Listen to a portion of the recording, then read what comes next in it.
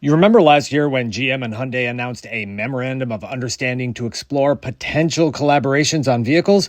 GM CEO Mary Barra grabbed her best leather jacket and flew to South Korea to sign the agreement with Hyundai Motors CEO Isung Chung. What did they agree to?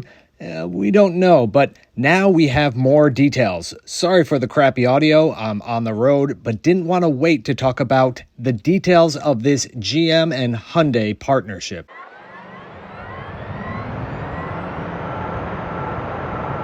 Let's start off by dissecting who announced what. GM is relatively easy, but more specifically, Hyundai Motor Company announced their participation. Jose Munoz, president and CEO of Hyundai Motor Company, made a statement, but they are not Kia Motor Company. Hyundai Genesis and Kia are part of the Hyundai Motor Group, but they did not make this announcement. Hyundai Motor did. So right off the bat, we should not assume that vehicles wearing the Kia logo will take part in this partnership. General Motors and Hyundai Motor Company announced plans for 5 co-developed vehicles, the first of which will launch in 2028. Let's assume that's calendar year. The first confirmed vehicle is a commercial van for the North American market that would be led by Hyundai Motor and made in America. Last year, GM canceled 2 electric programs to reallocate those resources to develop plug-in hybrid powertrains for North America. They canceled a mid-size electric pickup and an all-electric commercial van. GM is desperate to get a modern commercial van into its portfolio. BrightDrop is new, but it's a very large Class 2B van. Smaller than that, they offer the Express, which is a dinosaur that has barely evolved. It was all new back in the mid-1990s, and since then, it's received just some minor refreshes to meet regulations. GM is so desperate that a few years ago, they bought the most ugly van from Nissan, and they called it the City Express. But now they will have access to cool-looking Hyundai Motor vehicles. Except, hang on, development of the PBV series, the purpose-built vehicles, are being led by Kia Motors, not Hyundai Motors. Hyundai does have a commercial van today that would give GM something to compete against the Ford E-Transit and Ram ProMaster, and it looks like that van's due for an update, including making it an all-electric version. But, let's face it, what we really want to see is a GM version of the PBV. A brand new, scalable, all-electric commercial van, something like the Kia PV7 or the PV5. Heck, why not both? However, that is officially a Kia Motor program, not a Hyundai Motor program. So some internal deal-making would have to happen within the Hyundai Motor Group, Chabal. But let's assume that they can make that happen. It will be made in America starting in 2028. If it is to be an all-new plant, they better get moving. An all-new plant would make Trump happy. All of the recent announcements are really just shuffling products from existing plants to avoid tariffs. There have not been announcements of any new plants. However, my bet would be that this goes into GM Wentzville, where the current GM vans have been built for the last 30 years, plus the Chevrolet Colorado and GMC Canyon midsize pickups. I don't think they stop making the gas-powered Express van unless, for some reason they have to because it doesn't meet crash requirements or something. They just add another vehicle for Chevrolet and GMC brands.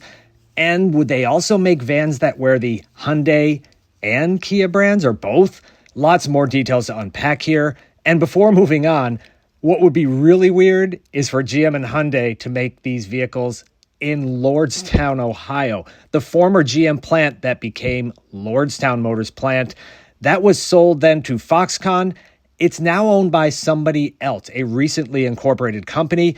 Rumors are that company will either make it into a data center or make components for data centers there. But wouldn't it be wild if it goes back to making Chevrolet vehicles? Back to the facts. From here, it all goes south, as in Central and South America. Chevrolet is a very strong brand in South America. Hyundai sells there too and has an assembly plant. This is where the bulk of the GM-Hyundai partnership will bear fruit. They expect sales of the co-developed vehicles to be more than 800,000 a year once production is fully scaled. GM will take lead on development of a mid-size pickups for these markets, allowing Chevrolet and Hyundai to sell a shared product. Hyundai Motor will take lead on a compact vehicle that will be made into a car, SUV, and a pickup body style. Compact pickups are very popular in South and Central America. They just never seem to find their way here to America. All these vehicles will move via combustion engines with a hybrid option. We should assume they mean a regular hybrid without a plug. Sales of plug-ins and battery electric vehicles are small right now in South America, but they are growing. If you've seen my other videos, no doubt you're saying, hell, he's going to talk about the BYD ships. And yes, I'm going to talk about the BYD ships arriving in Brazil full of BEVs and PHEV vehicles. And now their plant is open in Brazil, slowly ramping up production. Chevrolet and Hyundai made no mention of co-developing a plug-in vehicle, but at least they will share resources on a new generation of compact and mid-size vehicles without a plug. GM's mid-size pickup in Brazil is the S10. It's the global version of the pickup. In America, we get a bigger, beefier version of that truck.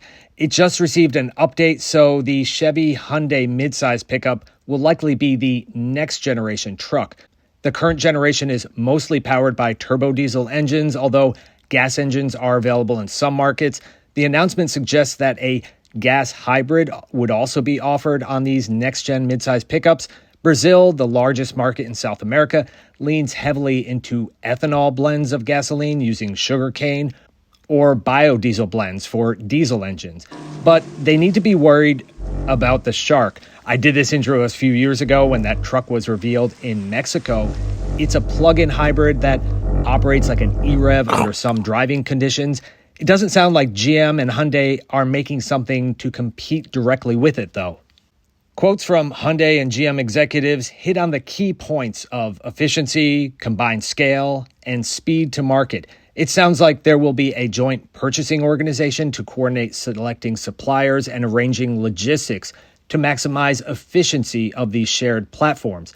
And that's really what this is all about. The auto industry has been saying for decades that there's too much capital investment required and they should work together more often. But it just rarely happens. And when it does, it often tends to be temporary. Now more than ever, global automakers need to look for opportunities to share powertrains, share technology, and share platforms.